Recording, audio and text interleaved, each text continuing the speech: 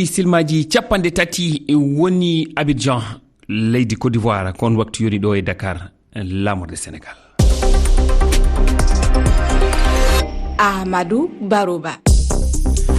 Sedduɓe heeɗiɓe Rfi Fulfulde jamala wale mon bismilla mon e ley kabaruji ɗi hande ko alkamisa nogas e jeetati lewru jeetati ɓuru hitande ujunaji ɗi nogas e joyi yo jame kisal wone mon ko ɓuri tengtude kabaruji ɗi e oɗo subaka ɓiɓɓe Côte d'Ivoire jeegomo gollannoɓe laamu ngu diftama yontere faltinde to kerol hakkude mabɓe e Burkina Faso ko VDP en tuuma waɗude ɗe golle ko ɗum humpiti gollanowo fedde hinne yurmede ɓe nawama wagatugo lamorde Burkina Faso kamɓe jeegomo fof. Human Rights Watch fedde daranide hakkeji yimɓe tuumi hooreɓe Mauritanie sabade bonnere hakkeji ɗannotoɓe na mbiyen ɗanniɓe e mooliɓe ndi leydi iwde hitande ujunaji ɗiɗi e nogas faade hitande ujunaji ɗiɗi e nogas e joyi ɓe kolliti ɗum koye cimtol ngol ɓe jaltini hanki alarba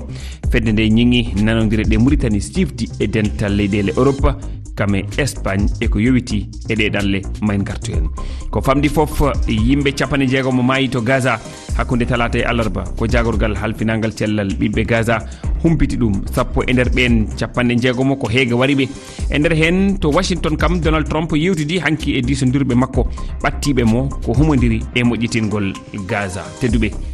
bisimilla mon. On calminama on jurama on jettama bisimilla mon e ley kabaruji ɗi to Côte d'Ivoire puɗɗortoɗen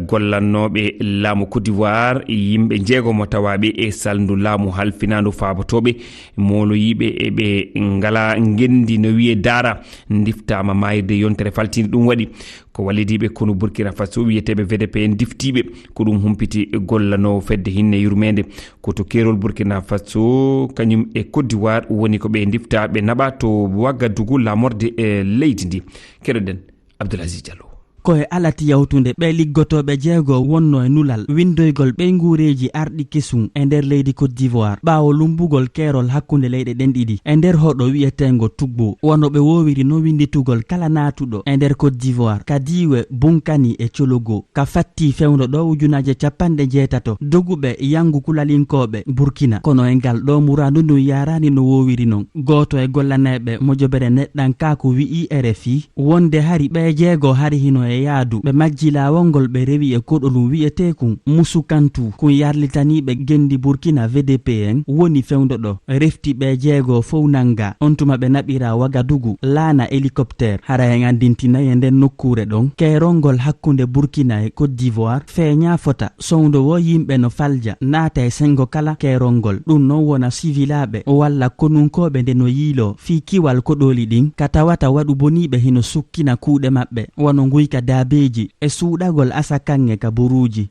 Abdoulaziz Diallo, Abidjan, RFI.